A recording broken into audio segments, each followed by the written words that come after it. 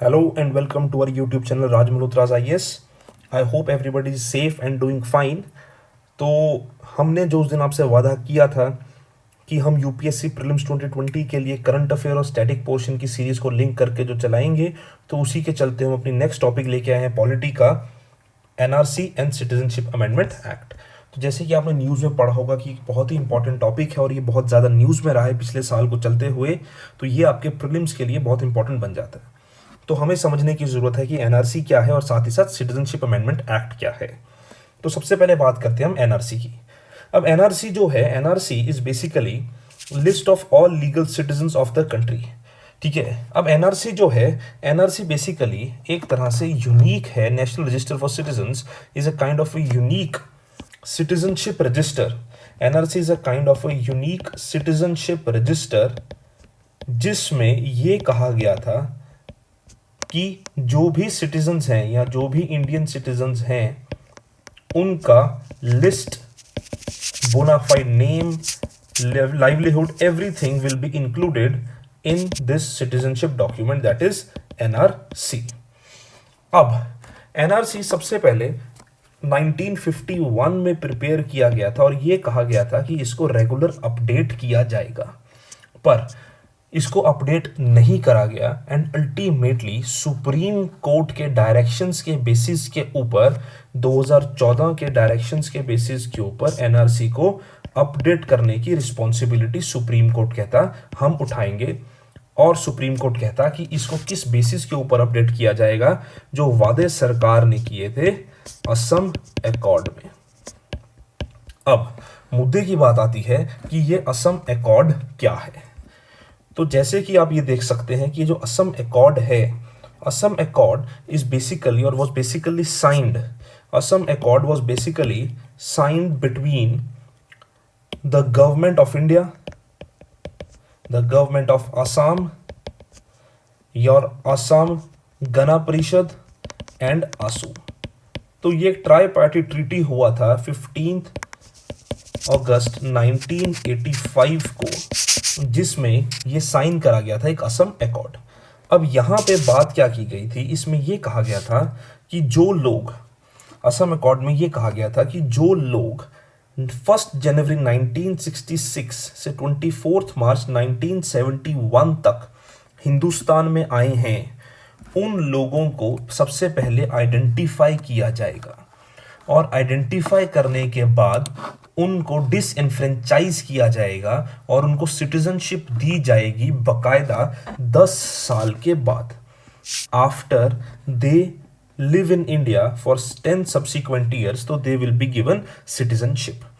अब दूसरी बात इसमें क्या कही गई थी, इसमें ये डेट जो है 24 मार्च 1971, ये एक बहुत इंपॉर्टेंट डेट है।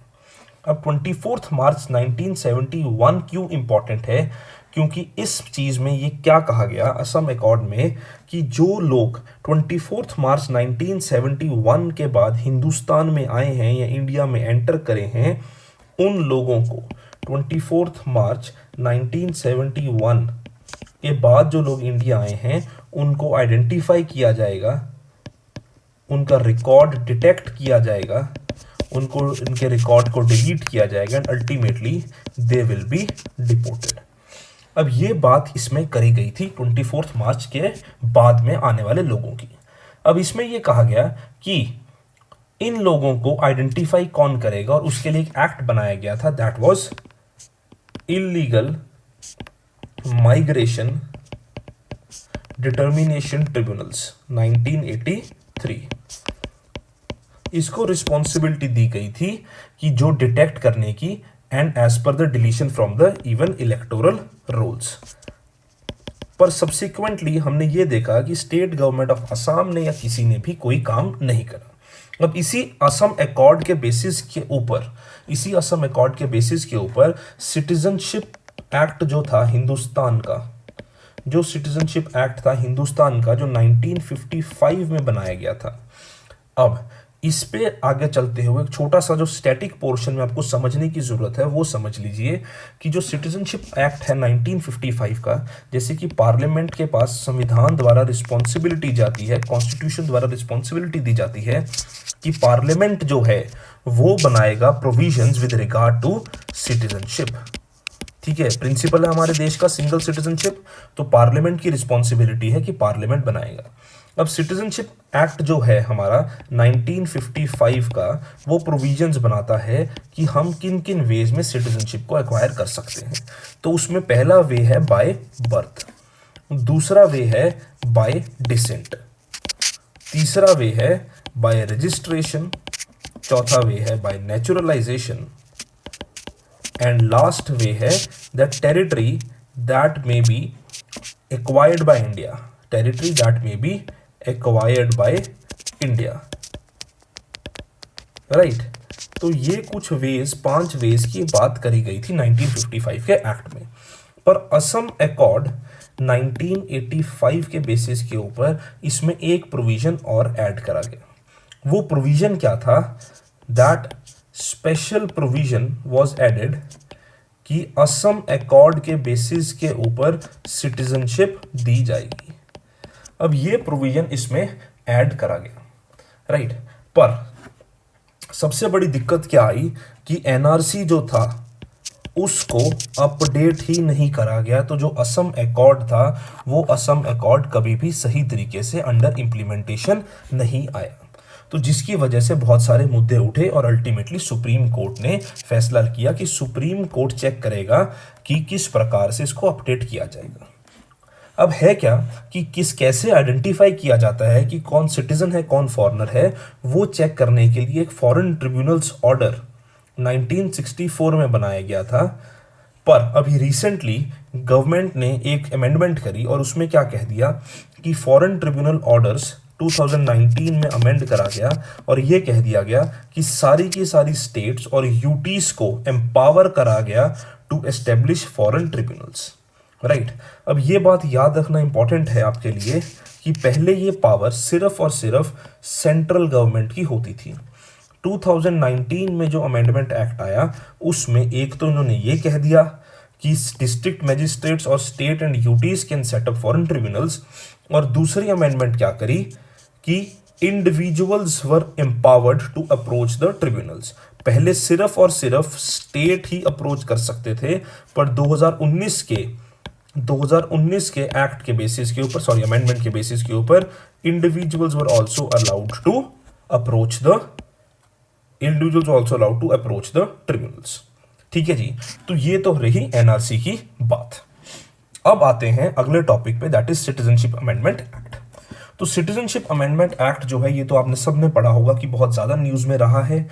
2019 में एक अमेंडमेंट एक्ट आया जिसने हमारे 1955 के एक्ट को चेंज करा, और इसमें कुछ जो मेजर चेंजेस की बात करी गई वो क्या थे? सबसे पहले तो इलीगल माइग्रेंट की डेफिनेशन को चेंज करा गया।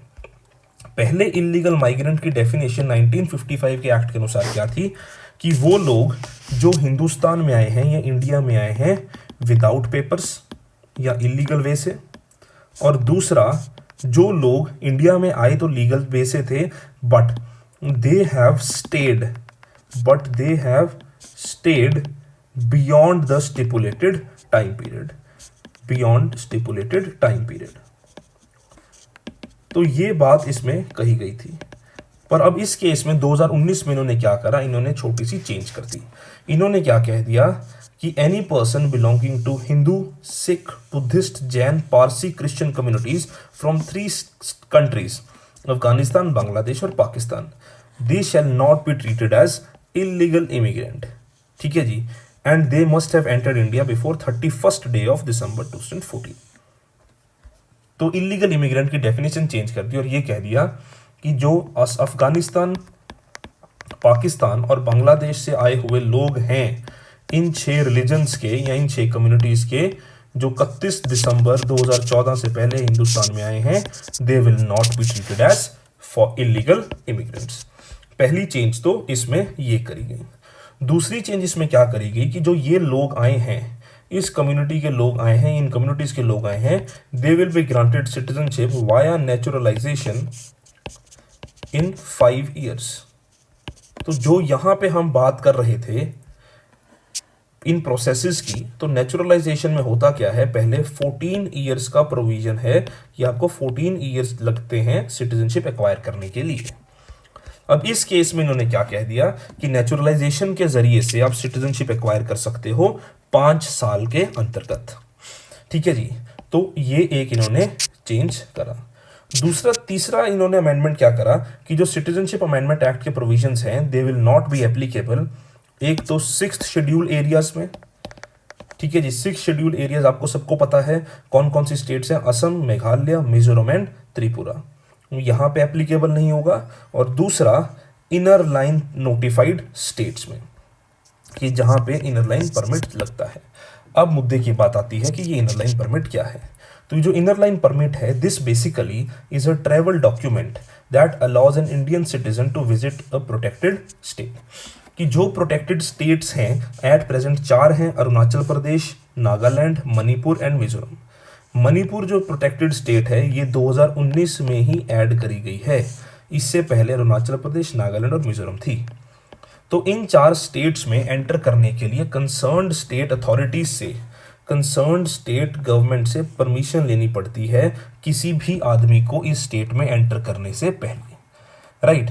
अब आपको याद क्या रखना है कि जो इनर लाइन परमिट है, इनर लाइन परमिट जो है ये सिर्फ और सिर्फ ट्रैवल डॉक्यूमेंट है जो इंडियन सिटीजन्स को मिलता है, राइट।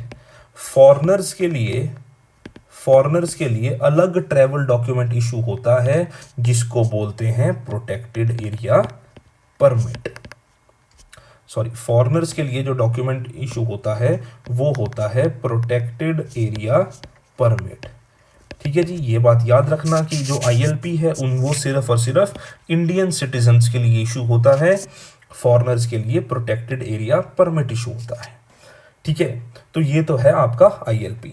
दूसरी बात क्या है, इन्होंने बोला कि अमेंडमेंट एक्ट ने क्या कह दिया कि जो ओसीआई कार्ड है वो ओसीआई कार्ड कैंसिल किया जाएगा if they violate any provision of citizenship act और any other law notified by the central government. ठीक है जी, वायोलेटेड सिटीजनशिप एक्ट और any other law notified by central government. तो ये भी इनका ओसीआई कार्ड जो है that OCI card can be cancel. तो आप ये देख लीजिए ओसीआई स्कीम है क्या। तो ओसीआई स्कीम जो थी ये इंट्रोड्यूस की गई थी अगस्त 2005 में अमेंडमेंट करके 1955 के एक्ट को।